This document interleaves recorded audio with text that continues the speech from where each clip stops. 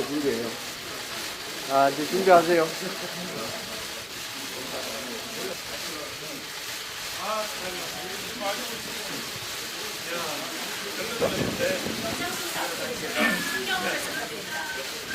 먼저 제가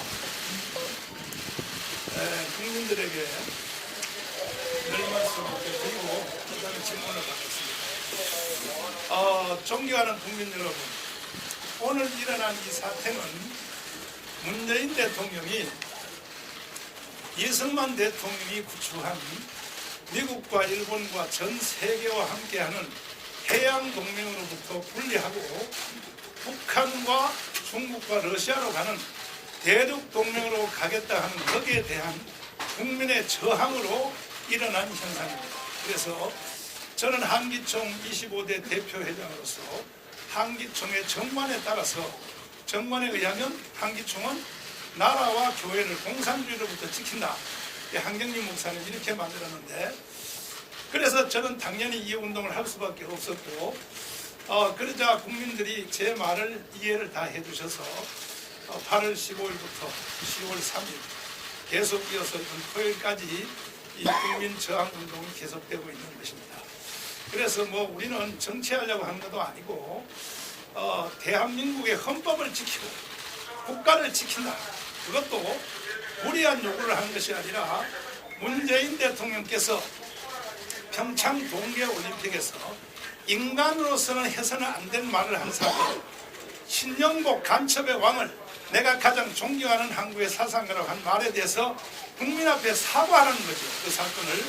그 다음에 서독의 간첩 윤희상의 묘지에 동백나무를 갖다 바치며 부인을 통해 참배한 사건, 그 외에도 계속 이어지는 그의 생각, 그의 말, 정책이 반드시 대한민국을 해체하고 북한으로 갖다 바치려고 하는, 특별히 이제 공수법까지 무리하게 다 장악을 해서 내년 4월 15일 총선에서 3분의 1을 만들어 평화헌법으로 개헌하여, 그리고 낮은 단계 연방제, 그 대통령 공약할 때 한 사안입니다.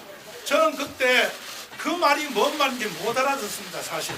근데 그 후에 보니까 대통령께서 하시는 모든 말, 언행, 그 다음에 비서들이 하는 모든 말들, 우리는 이제 미군 없이도 살 준비를 해야 된다는 김종인 씨의 하는 말, 이런 말들을 보니까 이제 그의 의도를 확실히 알게 되었어요.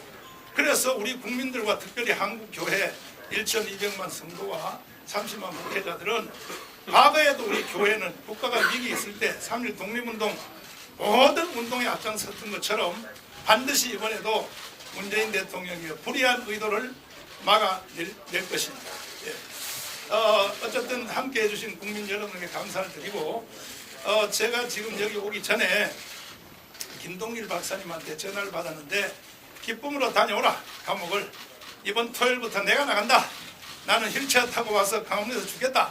이러한 그 원로들이 저한테 격려 전화가 많이 왔습니다. 그래서 오늘 이렇게 왔는데, 현명하신 우리 사법당국에서는 분명히 잘 판단해서 특별히 10월 3일 날 있었던 다른 걸 가지고는 문제 삼지 않습니다.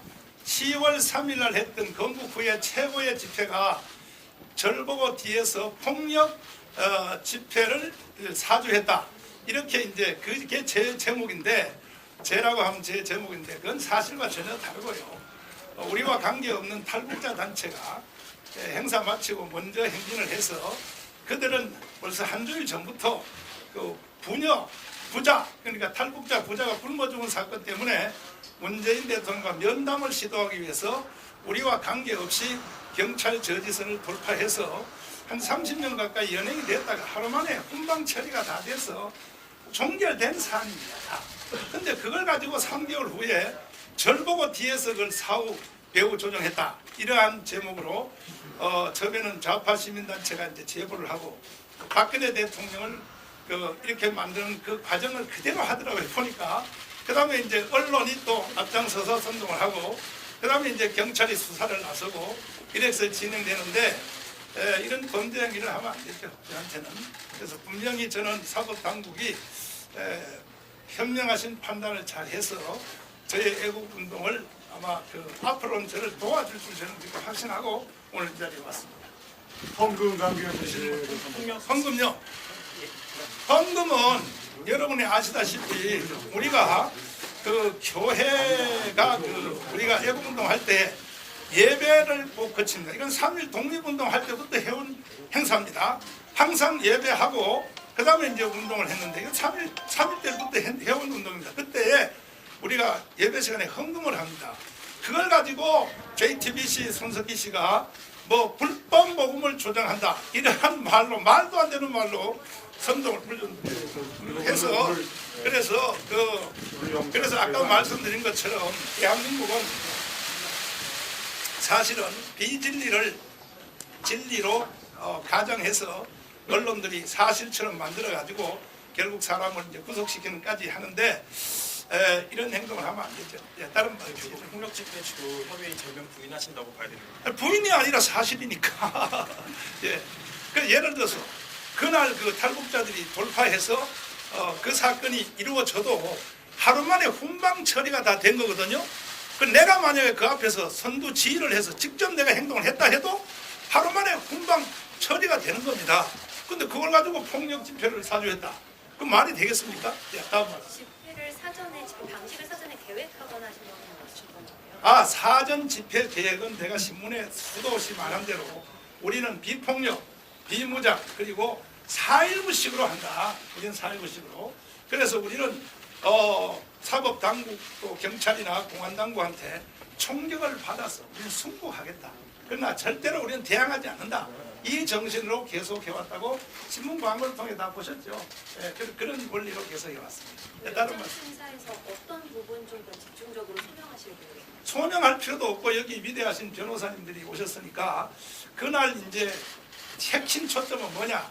10월 3일 날 경찰 저지선을 이제 넘었을 때 탈북자들이 넘었는데 그것이 내가 뒤에서 시키지 않았느냐? 이제 그것에 대한 소명은 이미 다 이루어졌고 또 하나는 또 하나는요. 그와 같은 그 영상이 제가 단 하나도 지우지 않고 지금 유튜브에서 그대로 다 지금 돌아가고 있습니다. 그러니까 오늘 영장실심심사의 핵심이 뭐냐면 뭐 도주할 우려가 있다 뭐 이런 것이 제목인 것 같아요. 저는 한기총 대표장에서 도망갈 리도 없고 도망갈 것 같은데 이런 운동 하지도 않고 그 다음에 또 뭐 증거인멸이 뭡니까? 다 공개되어 있고 이미 유튜브에서 계속 돌아가고 현재도 영원히 돌아갈 것입니다. 그래서 저는 판사님들이 잘 판단하셔서 제 애국운동을 절대로 가라막지 않을 줄 저는 확신합니다. 네,